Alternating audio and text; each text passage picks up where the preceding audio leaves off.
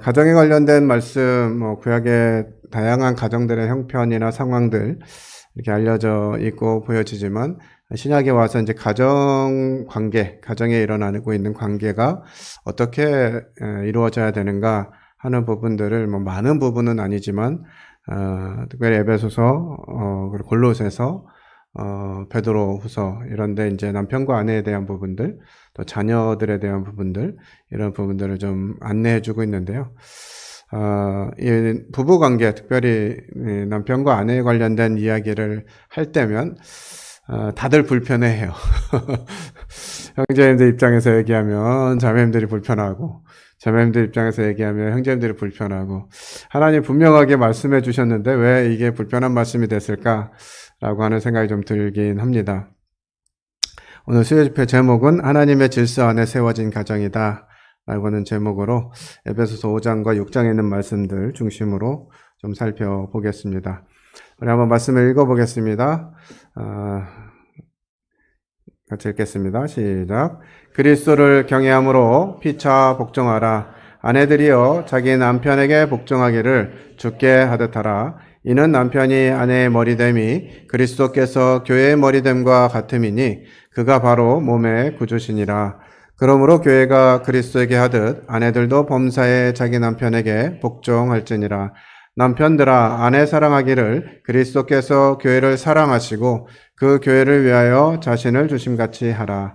이는 곧 물로 씻어 말씀으로 깨끗하게 하사 거룩하게 하시고 자기 앞에 영광스러운 교회로 세우사 티나 주름 잡힌 것이나 이런 것들이 없이 거룩하고 흠이 없게 하려 하심이라.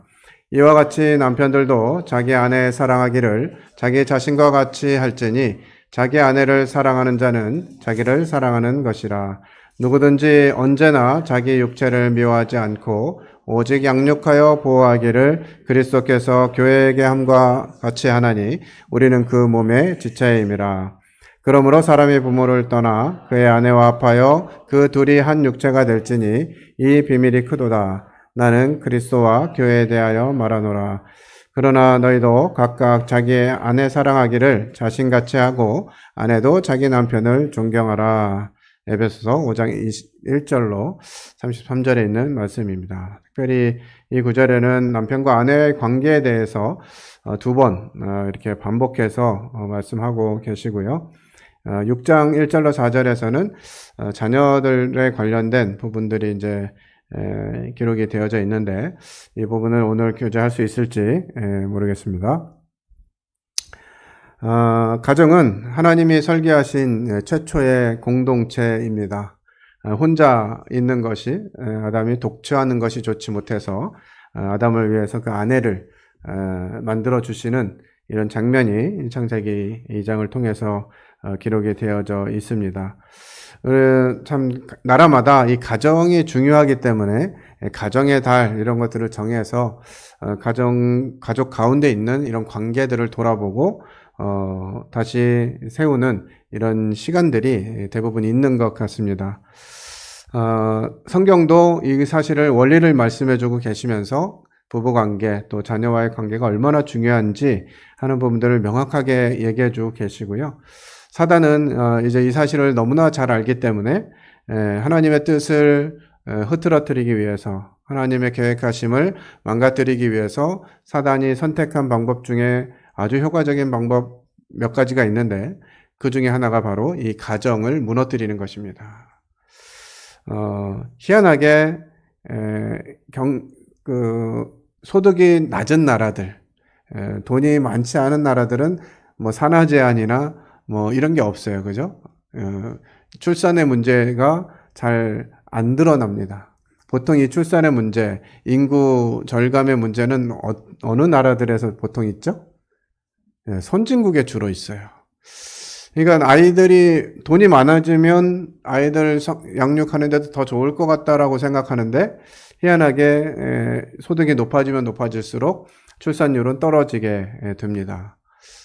그만큼 가정이라고 하는 부분들, 자녀, 부모 이런 관계들이 돈이 많아지면 많아질수록 그 영향력이 커짐으로 인해서 출산에 지대한 영향을 미친다라고 우리가 볼 수 있을 것 같아요.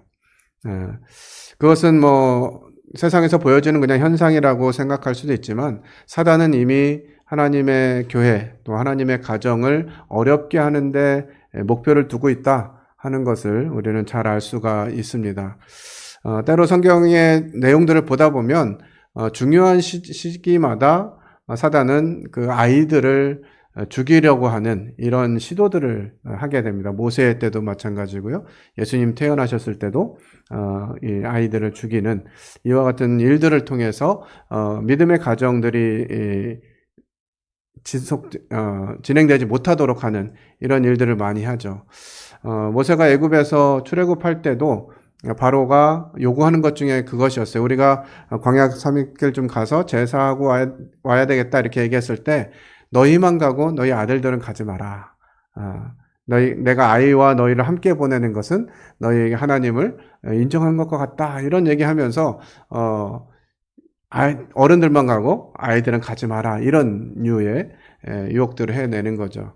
오늘날 보면 믿음을 가진 부모들이 살고 있는 가정이지만 자녀들이 믿음 안에 거하지 못하는 이런 경우들이 왕왕 있습니다. 저희 교회 안에서는 그런 부분들이 잘 안 보이고 또 자녀들이 다 주 안에 있다고 하는 것이 얼마나 큰 은혜인지 모르겠어요. 부모님들은 주 안에서 경건하게 또 주님을 사랑하면서 교회 생활을 잘 하시는 것 같은데 이 자녀들이 주께로 돌아오지 않는 이런 일들이 요즘 많이 보여지고 있습니다. 이것이 이제 하나님의 계획과 사단의 계획이 충돌하고 있는 지점에서 일어나고 있는 현상이다라는 생각이 들고요. 하나님께서는 이 가정을 세우시고 그 안에서 하나님의 뜻과 질서가 실현되는 공간으로 계획하셨어요. 단순하게 정서적이나 법적인 단위 이것이 아니라 하나님의 뜻이 실현되는 곳으로서 거룩함과 사랑의 터전이 되도록 하나님은 계획하셨다고 하는 것이죠. 성경이 가르치는 이 가족 관계의 태도는 상호 존중과 사랑입니다. 왜 형제들에게 또 자매들에게 아내들에게 남편들에게 이런 얘기를 하면 불편한 마음이 들까? 저 스스로도 삶을 돌이키면서 살펴볼 때 별로 하고 싶지 않은 거를 자꾸 하라고 하는 것 같아서 그리고 안 되는 일을 되게 하라고 하는 것 같아서 스스로 제 안에서도 그렇고 그런 부분들이 일어나는 것이 아닌가 그냥 그렇게 생각이 됩니다. 예, 맞죠. 당연히 그렇게 해야죠. 이렇게 해야 되는데 그게 그렇게 안 되는 모습들을 발견하게 됩니다. 왜 그러냐라고 하는 원인들 중에 하나를 보면 이 가정 부부 관계는 하나님 중심의 관계여야 된다고 하는 거예요. 제가 이제 청년들과 결혼 공부를 하면서 배우게 된 내용 중에 하나는 서로 부부가 마주보고 있으면서 하나님이 옆에 있는 삼각관계 이게 아니라 부부는 나란히 서고 하나님이 맞은편에 있어서 이루어지는 삼각관계를 하나님은 계획하셨다. 이렇게 분별이 되어집니다. 그러니까 부부가 서로 마주보면서 서로에게 맞춰가려고 애쓰다 보면 이게 한계가 올 수밖에 없는 거죠. 그러나 하나님이 계시기 때문에 그 하나님을 마주보면서 하나님이 뭐라고 하시는가라고 하는 일에 마음을 두고 집중하면 우리가 불편할 일이 없으리라 생각이 됩니다. 그리고 기본적으로 가족은 섬김과 희생의 관계 속에 있다라고 하는 부분들을 살펴보게 돼요. 이와 같은 것들이 하나님이 설계하신 이제 최초의 공동체로서의 모습인데요. 그 중에서 이제 가장 중점적으로 이야기하시는 것이 부부 사이입니다. 남편과 아내에 대해서 왜 이렇게 강조하느냐라고 하는 부분들을 생각해 보면 이것이 그리스도와 교회의 관계를 설명해 주기 때문에 그렇습니다. 교회가 그리스도께 어떠한지, 그리스도가 교회에 대해서 어떠한지라고 하는 부분들을 경험할 수 있는 유일한 방법이 결혼이고 남편과 아내예요. 그래서 이 에베소서 6장에서도 기록하는 것은 남편에게 복종하는 것, 아내를 사랑하는 걸 통해서 하나님의 교회가 얼마나 거룩한 것인지를 보여주고 싶어 하신다는 거죠. 이 남편과 아내에 대해서 이야기하면서 나는 교회와 그리스도에 대해서 이야기한다 라고 사도 바울은 이야기하는 것이에요. 그러니까 남편과 아내는 최종 관계는 아니잖아요. 그죠? 우리가 주님 나라 가면 남편과 아내로 살아요, 안 살아요? 남편과 아내로 안 살아요. 그냥 형제 자매예요, 다. 어떻게 변화되는지는 기대가 됩니다. 그래 딱 주님 나라 가면 우리 땅에서 부부였잖아. 이게 안 될 것 같은 거죠. 당연하게 그냥 그리스도 안에서 한 지체이고 한 형제이고 한 자매로 사랑하게 될 것 같습니다. 그래서 괜히 하늘나라 갔는데도 그래도 주님 우리 저희 땅에 살 때 좀 친밀하게 지냈는데 어떻게 좀 좋은 관계를 어떻게 가까이서 안 될까요? 뭐 이런 거는 지극히 인간적인 생각일 것 같아요. 참 그런 부분들을 설명 안 해주니까 좀 답답하긴 한데 하나님이 하늘나라 갔을 때 우리가 어떤 관계일지 하면 소원해질까요? 어차피 하늘나라 가면 우리 남남이야. 우리 너무 이렇게 서로 힘들게 하지 말고 그냥 좋은 게 좋은 거니까 그렇게 살자. 이렇게 될까봐 말씀하시지 않는 건 아니신가? 뭐 이런 생각 들기도 합니다. 그 정도로 하나님은 이 남편과 아내의 관계를 통해서 그리스도와 교회에 대한 모습을 보여주고 싶으신다는 거죠. 그래서 하나님이 계획하시고 하나님이 만드신 대로의 남편의 역할과 아내의 역할이 제대로 이루어지면 어떻게 되겠어요? 교회와 그리스도에 대해서 더 잘 알 수밖에 없는 거예요. 하나님이 이래서 그리스도와 교회에 대해서 이렇게 말씀하셨구나 라고 하는 거예요. 요즘 제가 우리 아내에게 엄청 예쁨을 받고 있습니다. 왜 그런지 아세요? 새벽에 같이 운동하거든요. 꼭 같이 했으면 좋겠다는 거예요. 저는 피곤하고 좀 아침에 좀 자고 싶고 막 이런데 그래도 아침에 운동하면 좋지 않겠냐. 당신 배를 좀 봐라. 막 이러면서 운동을 같이 시작한 지 한 2주 정도 됐습니다. 아주 그래서 이쁨을 받고 있어요. 참 귀한 것 같습니다. 부부관계가 이렇게 그 주님 안에서 동력을 주고 기쁨을 주는 관계일 수 있다고 하는 것들을 경험하게 되는 거죠. 우리는 늘 제가 강조해서 말씀드렸습니다만은 남편들아 하기 전에 뭐가 먼저 나와요? 아내들아 라고 하는 명령이 먼저 나옵니다. 그래서 남편이 먼저 사랑해야 되냐, 아내가 먼저 복종해야 되냐, 누가 먼저냐, 이거 굉장히 논란이 많잖아요. 근데 성경에 보면 남편들아 이렇게 먼저 말씀하신 것이 아니라 아내들아 이렇게 먼저 말씀하셨습니다. 그래서 복종을 먼저 해야 사랑이 됩니다. 이렇게 가르치면 되게 웃긴 얘기예요. 성경의 순서가 뭐 그렇게 돼 있다라고 해서 그걸 먼저 해야 된다라고 말씀하시는 것이 아니라 성경은 그리스도와 교회의 관계를 이야기하면서 남편과 아내에 대해서 이야기하시잖아요. 그리스도와 교회 누가 먼저 사랑하고 누가 먼저 복종했을까요? 그리스도께서 먼저 교회를 사랑하셔서 자기를 내어주신 거예요. 그러니까 그 사랑을 받은 교회는 그리스도께 복종하게 되는 거죠. 성경은 아까 우리 첫 번째 제목이 하나님의 질서 안에 있는 가정이라는 거죠. 하나님 질서 아래 있도록 하셨어요. 형제님들께는 미안한 마음이 있습니다만 하나님은 그리스도와 교회에 대해서 이야기하면서 남편들이 먼저 해야 될 것들을 말씀하세요. 근데 성경을 잘 살펴보면 남편들은 아내에게 복종하기를 교회가 그리스도께 하듯 하고 라고 하는 말씀이 형제들 마음 가운데 너무나 큰 흡족한 마음을 주지 않습니까? 그래서 결혼 전에 있는 청년들도요, 그 기대감에 결혼을 하는 것 같아요. 결혼하면 우리 아내가, 자매가 나한테 복종하면서 그냥 내가 시키는 대로 다 하겠지, 이런 그 꿈에서 결혼하게 되는 케이스들도 있는 것 같습니다. 그러나 마음대로 잘 안 되죠. 결혼해보면 그게 아니라는 것을 알게 되면서. 근데 그런 속에서 계속 갈등하고 그 사이에서 왜 그리스도께서 교회를 사랑하신 것과 남편과 아내의 관계를 그렇게 설명해 주셨는가에 대해서 정말 몰두하고 집중하고 찾아내야 돼요. 그 안에 어떤 비밀이 있길래 하나님께서는 그렇게 하라고 하셨는지, 그렇게 잘 안 되는, 그렇게 잘 안 되는 것으로 인정되는데 그걸 그렇게 강조해서 하셨는지. 하나님께서 이 남편과 아내의 모습, 특별히 아내들이 남편에게 복종하는 모습을 보면서 그것이 교회를 그리스도 앞에서 거룩하게 하는 원리라고 말씀하세요. 참 힘든 일인 것 같죠, 그죠? 아내들이 남편에게 복종해라. 몇 가지 질문 중에 이런 질문이에요. 남편이 잘 못하는데 주님 뜻이 아닌 대로 결정을 하는데 어떻게 순종합니까? 어떻게 복종합니까? 이런 질문들을 많이 해요. 그죠? 우리 자매님들도 동일한 질문인가요? 아, 남편이 남편 같은 짓을 해야지 내가 복종을 하지. 맨날 사고치고 말이야. 속만 상하게 하고, 내 뜻을 안 들어주고, 지 맘대로 했는데 내가 어떻게 복종을 해? 라고 하는 마음이 있는 거죠. 네. 그럼 형제님들은 안 그러실까요?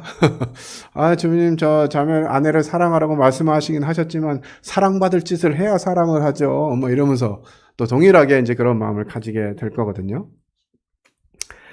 그러나 성경이 가르쳐주는 내용은 명백합니다. 남편의 역할을 말씀하시고 아내의 역할을 말씀하세요. 우리가 불편한 이유는 항상 그 말씀을 상대에게 적용시키려고 하기 때문에 불평하죠. 형제들은, 남편들은 봐봐, 예수님이 성경에 아내들이 이렇게 하라고 얘기하잖아 하면서 아내들아 남편에게 복종하라 이 말씀을 사용하고, 또 자매님들은 어떠세요? 또 주로 이제 형제들에게 주신 남편들아 아내를 사랑하기를 그리스도께서 교회를 위해서 하듯이 하고, 이 얘기를 주로 사용하잖아요. 실제로 제 아내가 저한테 그런 이야기를 하면서 요구를 했어요. 주님은 교회를 위해서 목숨을 버려줬는데 당신은 날 위해서 죽어줄 수 있어? 막 이렇게 물어보더라고요. 네. 그게 그렇게 안 되는 것 같은 느낌이 막 드는 거죠. 그리고 당연한 얘기, 주님이 그렇게 말씀하셨는데 아내가 그 얘기를 하니까 되게 싫은 거예요. 그러면서 막 그거가 아니라고 하는 이유를 어디선가 찾으려고 그래요. 예수님이야 교회를 만들기 위해서 그렇게 하신 거지. 나는 당신이 만들어져 있는데 내가 뭘 죽을 필요가 뭐가 있어. 막 이런 마음이 막 일어나는 거예요. 그러니까 하나님 말씀을 대할 때 우리의 태도가 과연 내 마음이 하나님 말씀 앞에 있고자 하느냐라고 하는 부분들을 보게 되는 거죠. 성경은 남편의 역할에 대해서 그리스도의 사랑을 나타내는 역할로 주셨어요. 자기를 내어주는 희생적인 사랑이죠. 아내를 위해서라면 무엇이든지 할 수 있는, 내 목숨까지도 내어줄 수 있는, 그 아내를 위해서 헌신과 섬김의 모습을 보일 것들을 얘기하는 것이고요. 그러면서 영적 리더십을 실천하라는 것이에요. 때로는 우리 자매님들의 불만 가운데 그냥 뭐 생활에서 잘해주는 것보다 남편이 영적인 리더자로서 우리 집 가정의 가장으로서 제사장으로서의 역할을 잘 해줬으면 하는 바람을 가지고 있는 것이 사실입니다. 근데 이것은 자매님들이 얘기해서 필요한 것이 아니라 하나님이 이미 남편들에게 하라고 주신 말씀이라는 거죠. 또 성경은 아내들의 역할에 대해서 교회가 그리스도를 대하듯이 그렇게 하라는 거예요. 남편을 주 안에서 존경하라고 이렇게 많이 들어왔습니다. 제가 오늘 이 말씀을 준비하면서 성경 말씀을 이렇게 다시 찾아봤거든요. 에베소서에도 골로새서에도 베드로전서에서도 주 안에서라는 말이 없어요. 자녀들에게는 부모에게 순종할 때 주 안에서 순종하라 이렇게 돼 있지만 아내들에게 남편에게 복종할 것들을 말씀하시면서는 주 안에서 복종하라라고 표현되어 있지 않습니다. 교회가 그리스도께 하듯 복종하라는 거예요. 그러니까 남편이 어떻게 하든 그 사람이 뭐 어떤 상황을 하든 교회가 주님이 그렇게 하신다면 제가 그렇게 할게요. 이런 태도를 취한다고 생각해 보세요. 교회가 아니겠죠. 이 질서가 깨어지는 거죠. 그래서 성경은 아내들에게 남편들을 존경하고 남편에게 복종하라고 말씀하시는 거예요. 이게 질서라는 것이에요. 하나님이 그렇게 계획하셨어요. 그래서 그것이 이루어질 때 하나님 나라가, 하나님의 질서가 가정 가운데 이루어지는 거죠. 이걸 누가 먼저 할 거냐라고 하는 게 이슈가 돼서는 안 된다는 거예요. 하나님은 남편들에게, 아내들에게 합당한 말씀들을 허락하셨고요. 우리는 그 말씀들에 순종하면 돼요.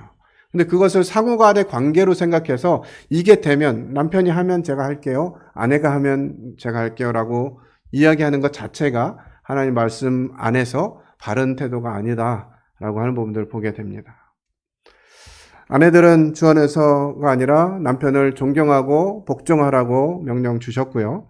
또 협력적인 태도로 가정을 세울 것들을 말씀하셨고요. 또 신앙 안에서 조화를 추구해야 될 것들을 말씀하셨습니다. 이와 같은 일들이 우리 이 가정에서 잘 이루어지면 그리스도와 교회의 관계를 분명하게 보여줄 수 있다라고 하는 것이에요.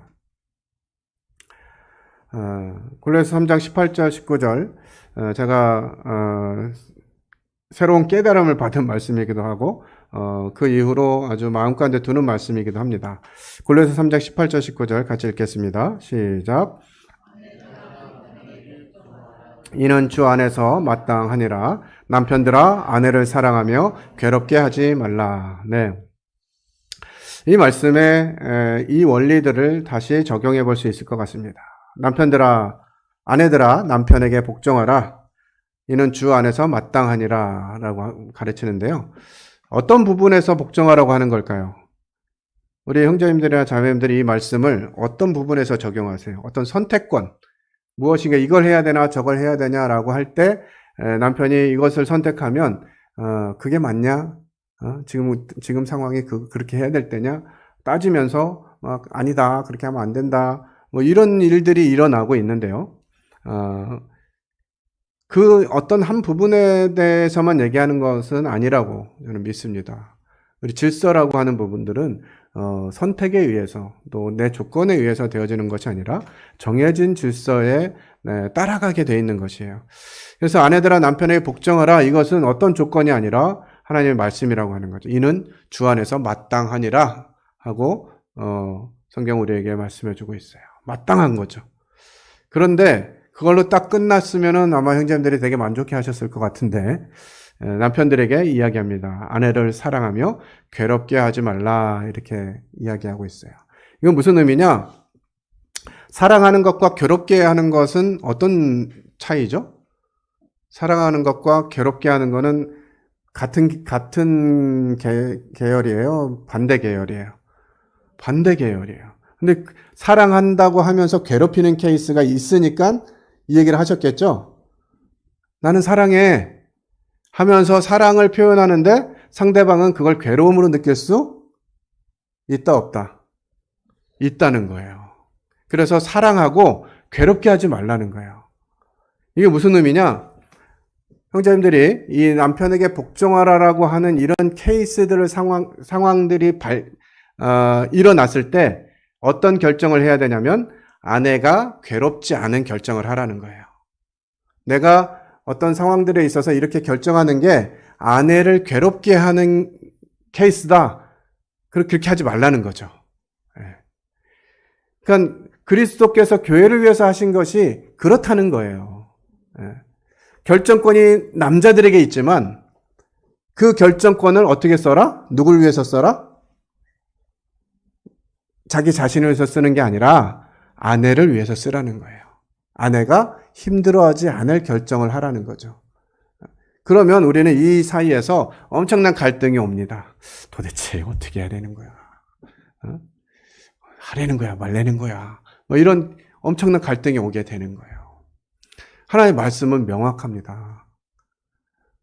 결정권, 제가 이제 청년들 결혼을 대해서 교제하면서 결혼은 결정권을 하나로 만드는 과정이다. 특별히 부모님 아래에 있을 때는 우리의 결정권이 부모에게 있어요. 그래서 부모님들이 자녀들에 대한 결정권을 잘 사용하셔야 됩니다. 오늘날은 아이들의 인권, 아이들의 자율성, 창의성 이런 걸 생각하면서 아이들에게 너무 이 부모의 권위를 사용하지 않는 것이 또 하나의 문제예요. 된다 안 된다를 부모가 결정해 줘야 되는 역할이 부모에게 주어진 것이에요. 결정권을 가졌다는 것은. 다만 그 결정권을 이양할 수 있죠. 자녀들에게. 자녀들이 좀 성장하면 성장할수록 초등학생 때, 중학생 때, 고등학생 때, 또 성인이 되었을 때 그들에게 부모가 가지고 있는 결정권을 조금씩 이양해 주는 것이에요. 그러다 결혼을 하면 어떻게 됩니까? 그 결정권을 가지고 떠나게 하는 것입니다. 결혼식에서 보통 우리 전통적인 결혼식에서는 어떻게 하죠? 신부 아버지가 신부의 손을 잡고 입장을 해가지고 누구한테 건네줘요? 신랑에게 건네주잖아요. 이게 무슨 의미냐? 그동안 부모 아래에 있었던 이 결정권을 누구에게 준다? 이제 사위에게 건네준다라는 의미예요. 그래서 그때 이제 결혼식을 기점으로 해서 부모가 결혼한 자녀에게 결정권을 강요할 자유가 부모에게는 없습니다. 그래서 이제 결혼을 하게 되면 그 결정권을 자녀들이 가지는 거예요. 자녀의 가정이 우선순위의 결정권을 행사하는 기관이 되는 것입니다. 근데 이거 잘 안 돼가지고 결혼했을 때 고부간의 갈등이나 이런 이 자녀들과 부모 사이의 갈등이 꽤 일어나고 있어요. 그래서 이제 그렇게 건네주면 아내가 가지고 온 결정권과 원래 남편이 가지고 있었던 결정권 두 개가 되잖아요. 그렇잖아요? 부모가 가지고 있던 결정권을 딸에게 이제 주니까 결혼하러 들어가는 그 과정 속에 보면은 이 신랑의 결정권과 신부의 결정권이 동시에 있게 되는 거예요.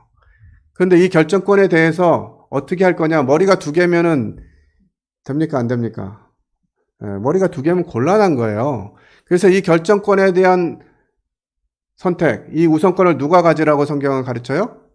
남편이 가지라고 하는 거예요. 이게 질서예요. 하나님이 정하신 질서예요. 이건 뭐 변론하거나 싸울 논란의 여지가 안 됩니다. 하나님이 그렇게 결정하셨기 때문에.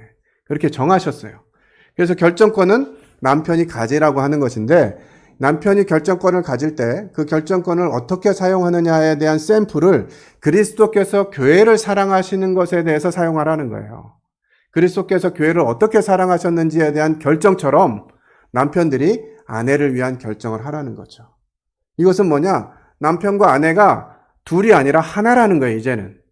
그래서 그냥 남편, 반쪽인 나만을 위한 선택이 아니라 하나가 된 부부를 위해서 결정하라는 것입니다. 근데 우리는 육체를 가지고 두 개의 인격이 보여지고 이러다 보니까 이것이 잘 이루어지지 않는 것 같아요. 뭐 저만 그런지는 모르겠습니다만 아내 말을 안 들어가지고 봉변당한 케이스가 꽤 있습니다. 그죠? 남편 말 안 들어가지고 아내가 봉변당한 케이스는 잘 없는 것 같아요. 평소에 많이 그러고 있으니까. 근데 아내 말을 안 들어줘가지고 봉변당한 남편의 케이스는 꽤 많이 있습니다. 뭐 대표적으로 저도 이제 좀 그런 편이고. 남자들에게 가지고 있는 이 죄성이나 이런 부분들의 개인적인 이 마음 때문에 그것들이 수용되지 않는 것 같아요. 자매들이 뭘 어떻게, 여보, 이렇게 해주면 안 될까요? 라고 하면 그것이 그렇게 기분이 나쁜지 모르겠어요. 어떻게 말 좀 다시 해봐봐요. 그것 좀 해주면 안 되냐고 다시 얘기해봐. 해주면 안 되냐고요. 여보, 이것 좀 해주세요. 이렇게 부드럽게 안 되냐? 부드럽게 안 하면 안 하겠다는 거지. 그러면서 뭐 그런 영역들을 내 마음에 맞도록 조정시켜 놓고 그렇게 하면 내가 해줄게 라고 하는 결정들을 자주 하거든요. 참 안타까운 것 같습니다. 성경이 말하고 하나님 가르쳐 주신 방식은 그거라는 거예요. 남편에게 결정권을 하나님 주셨지만 그 결정권을 가지고 아내를 사랑하는 방식으로 결정하라는 거예요. 아내가 괴롭지 않게 결정하라는 거죠. 그러면 문제가 생길까요? 안 생길까요? 이렇게 아내를 생각해서 아내가 괴롭지 않는 선택을 하고 결정을 해주면 아내들은 남편 따르겠어요? 안 따르겠어요? 이렇게 해주는 남편한테 복종 안 할 자매님들 계세요? 당연히 하겠죠. 근데 단서를 달면 안 된다는 거예요. 형제가 그렇게 안 해주기 때문에 난 복종 안 해. 이렇게 해서는 안 된다는 거죠. 그러니까 하나님의 말씀을 각자 하나님이 우리에게 주신 대로, 남편들에게 주신 대로, 아내들에게 주신 대로 사용해야 된다라고 하는 것이에요. 특별히 이제 부부 관계를 보면 차이가 있습니다. 그죠? 남자와 여자의 차이가 기본적으로 있고요. 또 살아온 그 과정을 통해서 차이가 굉장히 커요. 주님이 그렇게 다르게 만드셨다는 건데, 그 차이점을 생각해 보면, 아담과 하와서부터 그런 거예요. 아담 안에 있던 한 편을 끄집어내서 하와를 만들었기 때문에 그럴 수밖에 없습니다. 서로 못 가진 것들을 보고서 그걸 매력으로 생각하고 결혼하는 거예요. 그런데 결혼하면 못 가졌던 게 내 거라고 생각하니까 자꾸 이제 뜯어 고치려고 하잖아요. 이런 차이가 인정되어지고 서로 존중할 필요가 있는데요. 그러기 위해서는 하나님 앞에 있어야 된다라는 거예요. 하나님 앞에.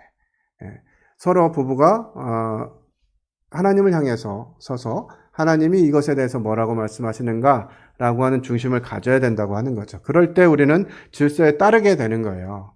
스스로 생각하는 하나님 뜻은 이래, 아니야 하나님 뜻은 이래가지고 싸워서 질서를 따르게 되는 것이 아니라 한 마음으로 주님을 바라보게 될 때 주님이 뭐라고 하시는지가 보여지고 인정되어지면서 한 방향을 볼 수 있게 되는 것이죠. 자녀 관계를 조금 말씀을 드리고자 합니다. 에베소서 6장 1절에서 4절의 가르침은 자녀들아 주 안에서 순종하라 이것이 옳으니라 부모를 공경하라 이는 약속이 있는 첫 계명이다 이렇게 우리에게 안내해 주고 계시죠. 우리 여기 자녀들이 이제 몇 분 계시고 부모님들도 같이 계셔서 그런데 항상 이 말씀도 동일하게 누가 많이 사용하는 말씀이에요? 자녀들이 많이 사용해요? 부모들이 많이 사용해요? 부모들이 많이 사용하죠. 누구를 위해서? 자녀를 위해서. 야, 하나님이 다 너희를 위해서 이렇게 하라고 하신 거야. 순종하라고 그러시잖아. 왜 순종하네? 이렇게 하면서 이 말씀을 주로 사용하는데, 이 말씀은 자녀에게 주신 말씀이다. 자녀들이 듣고 그렇게 해야 된다는 거죠. 그러면 부모들이 자녀들에게 어떻게 하라고 주신 말씀은 뭐예요? 자녀를 노엽게 하지 말라는 거예요. 노엽게 한다는 말, 우리나라 말 참, 제가 계속 성경을 보고 이렇게 할 때마다 느껴지는 건데, 우리나라 말 참 어려운 것 같아요. 노엽게 하지 말라, 이게 무슨 말인가요? 내가 애를 뭐 노엽게까지 했나?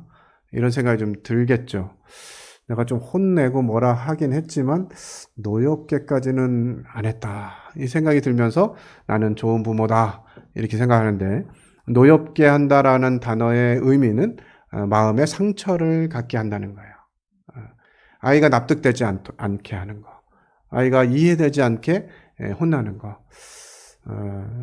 저희들 어렸을 때 제 아이들에게도 그랬고 우리 여기 40대 뭐 있는 형제님들, 자매님들은 거의 그랬을 것 같아요. 왜 혼나는지 모르고 혼났잖아요. 물론 이제 아이들을 훈계해야죠. 주의 교훈과 주의 교훈으로 주의 교훈과 훈계로 할 때 이 훈계는 우리는 생각하면 훈계한다 그러면 무조건 이제 매를 때리는 걸로 인식이 되어져 있어서 또 그렇게 배우기도 했고 또 그런 시대이기도 해서 아이들을 이렇게 매로 많이 때렸는데 훈계하다라는 단어는 교정하다라는 뜻이에요. 그러니까 네가 지금 잘못하고 있으니까 그러면 안 돼라고 가르쳐주고 잘못되지 않은 길로 가도록 해주는 게 훈계입니다. 그 훈계를 하는 데 있어서 아주 효과적인 방법이 회초리인 것 같기는 해요. 아주 실제적으로 육체에 고통이 오니까 금방 해결이 되는 것 같긴 한데 과연 그렇게만 해야 할 수 있느냐라고 하는 부분들을 생각해 보면 또 이제 고려해야 될 사항인 것 같습니다. 그래서 훈육과 자비가 균형이 돼야 된다. 아이들이기 때문에 당연히 해야 되는 일들을 가지고 하지 말라고 하면서 넌 부모에게 불순종하니까 매 맞아야 돼라고 해서 애들을 때려야 된다는 거예요. 그런 의미의 훈계가 아니죠. 아이의 아이다움을 인정해주고 그 아이가 잘못된 길을 갈 때 교정해주라고 하는 훈계이지 그냥 내 화딱지를 풀라고 주시는 훈계의 방법이 아니라고 하는 것들을 알아야 합니다. 이 부분에 있어서도 자녀들은 동일하게 이제는 보통 우리 아이들은 몇 살 되면 이제 부모의 선택권을 거절하기 시작하는가요? 중학교 2학년? 중학교 2학년은 공식적으로 부모 말을 안 들어도 되는 나이로 인정이 되고 있죠. 아무도 그렇게 정해주지 않았는데 세상이 그렇게 만들어가지고 아이들도 힘들고 부모도 힘들게 하는 것 같습니다. 그러니까 이 자녀들 입장에서 주님이 자녀들에게 주신 명령은 부모에게 순종하라는 거예요. 주 안에서 부모에게 순종하라는 거죠. 부모 중에는 예전에는 거의 없었던 것 같은데 요즘에는 자녀들에게 이상한 걸 시키는 부모들이 꽤 늘어났어요. 나쁜 짓을 시키고 막 나쁘게 되도록 유도하는 이런 부모들도 생겨난 것이 현실입니다. 그러나 부모가 완전하기 때문에 하나님이 자녀들에게 부모를 순종하라고 말씀하시는 것이 아니죠. 그냥 부모는 그렇게 만들어졌어요. 부모 스스로 잘 살거나 못 살거나 자녀들에게는 좋은 사람이 되도록 잘 되기를 기대하는 것이 기본적인 부모의 마음이죠. 그러니까 부모가 완전하지 못하기 때문에 난 부모에게 순종하지 않아. 이렇게 하지 말라고 주님 말씀하시는 거예요. 주님이 주신 그 권위에 순복하라고 하는 거죠. 언제까지? 결혼할 때까지. 결혼할 때 내 선택권을 가지고 부모를 떠나는 겁니다. 동시에. 그럼 부모님 결혼 전까지 어떤 분들은 결혼하기 전까지 맞아야 된다. 뭐 이렇게 얘기하시는 분들도 있는데 그건 좀 과한 것 같고 자녀들이 성장에 따라서 그들의 권위를 이양해 주면서 점점 조금씩 더 이양해 주고 이제 결혼과 동시에 모두 이양해 주는 이런 과정을 하는 것이 유익한 것 같아요. 한 번에 정 떼려고 그러면 너무 힘드니까. 그래서 그런 부분들이 균형을 잘 이루어야 된다라고 하는 것이고요. 그래서 자비와 훈육의 비율, 뭐 공식적으로 법에 정한 건 아닙니다만 9대1 정도를 이야기해요. 자비가 9번 베풀어지면 훈육은 1번 정도 한다는 거예요. 근데 거꾸로 하게 되죠, 보통은. 자비는 잘 안 주면서 훈육은 엄청 하는 이런 모습들이 보이니까 자녀들이 어떻게 돼요? 노엽게 되는 거예요. 마음의 상처가 생기는 겁니다. 그래서 그런 부분들도 감안하셔서 자녀들을 양육하시는 부분들에 활용하시면 좋겠다 하는 생각이 들고요. 이것이 그냥 단순한 외적인 복종이 아니라 마음으로 존경하는 자세가 필요하고요. 하나님의 명령을 따르는 거죠. 당연한 명령이기 때문에 따라야 되는데 하나님은 이것을 복의 수단으로, 복의 과정으로 우리에게 약속해주고 있어요. 부모를 공경하면 땅에서 잘 되고 장수한대요. 그럼 부모님께 순종해야 돼요. 다른 계명 주신 게 없어요. 자녀들에게 이 세상에서 잘 되기 위해서 뭐 딴 거 해라 이런 저희가 없어요. 부모에게 순종하면 잘 된다는 거예요. 부모에게 순종 잘한 자식치고 잘 안 된 자녀가 없다는 거죠. 하나님 말씀은 진리이기 때문에. 그런 부분들을 우리가 살펴보면서 순종과 양육의 균형을 잘 이루어야 된다라고 하는 부분들 보게 되고요. 부모는 신앙의 본으로 자녀들에게 믿음을 보여줘야 하고요. 자녀는 또 순종을 통해서 하나님의 명령을 따를 뿐만 아니라 신앙의 성장도 필요합니다. 그것이 하나님의 약속이죠. 그래서 균형 잡힌 관계여야 된다라고 하는 부분들 말씀드리고 형제자매 사이는 로마서 12장과 마태복음 18장에 형제와 관련된 내용이 있으니까요. 살펴보시면 좋을 것 같고요. 요거는 밴드에 올려드리도록 하겠습니다. 그래서 우리는 하나님 뜻 안에서 세워진 가정이 복이 있다라고 하는 이 기본적인 원리를 우리가 이해하고 하나님 말씀 앞에 있어야 될 줄로 압니다. 남편과 아내와 부모와 자녀와 또 형제 자매로서 어떻게 해야 되는가 하는 부분을 성경은 가르쳐주고 있다고 하는 거죠. 남편은 그리스도처럼 사랑하고 섬기는 리더십을 발휘해야 되고요. 아내는 교회처럼 존중하며 협력하는 태도로, 또 부모는 하나님의 대리인으로서 인내와 사랑으로 양육하고요. 자녀는 예수님처럼 순종하며 부모를 공경하는 것이 필요합니다. 형제 자매 간에는 서로 사랑하고 용서하며 세워주는 관계여야 하고요. 이것이 이제 하나님 나라의 모델로서 보여지게 된다고 하는 거예요. 하나님의 사랑과 공의가 실현되는 작은 천국으로서의 가정, 또 세상에 하나님의 나라를 보여주는 증거, 또 서로 섬기고 존중하는 그리스도의 몸을 나타낼 수 있고요. 용서와 화해의 실천의 장이 될 수도 있습니다. 다음 세대를 위한 신앙 정수의 터전이기도 하죠. 이것이 우리들에게 뿐만 아니라 사회를 변화시키는 시작점이 되기도 합니다.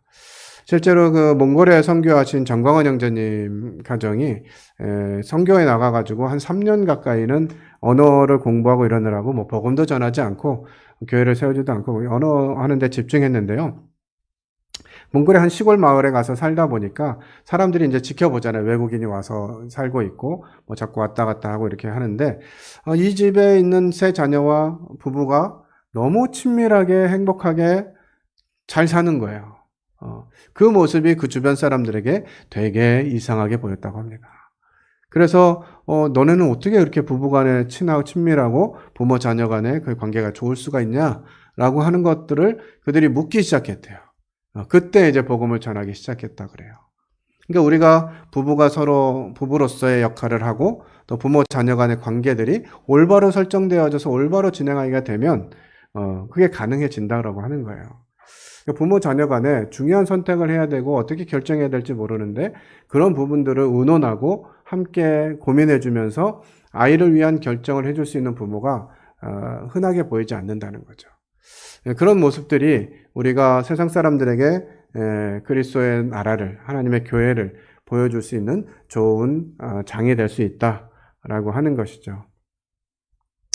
그래서 우리는 가정 안에서 우리의 역할과 태도를 점검하고 하나님께서 세우신 질서 가운데 내가 잘 순종되어지고 있는지, 남편으로서, 아내로서, 또 부모로서, 자녀로서, 또 형제로서 그런 부분들이 잘 되고 있는지를 살펴보면 좋을 것 같습니다.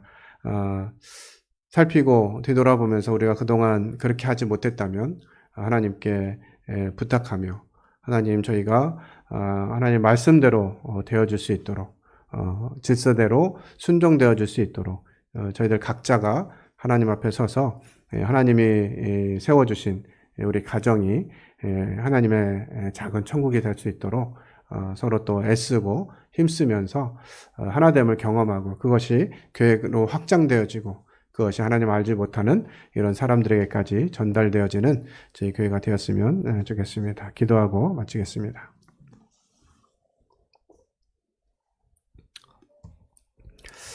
아버지 하나님, 저희는 이 죄된 본성으로 인해서 하나님 말씀을 순종하지 아니하고자 하는 이런 마음들이 있음을 고백합니다. 하나님이 분명하게 말씀하셨는데 우리가 그 말씀들을 저희들 수준으로 적용하고 이해하고 재단하고 이랬던 모습들을 고백하게 됩니다.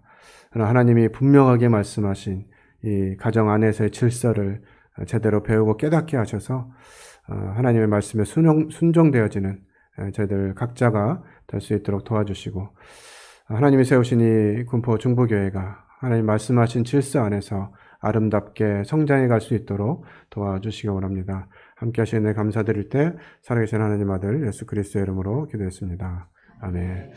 감사합니다.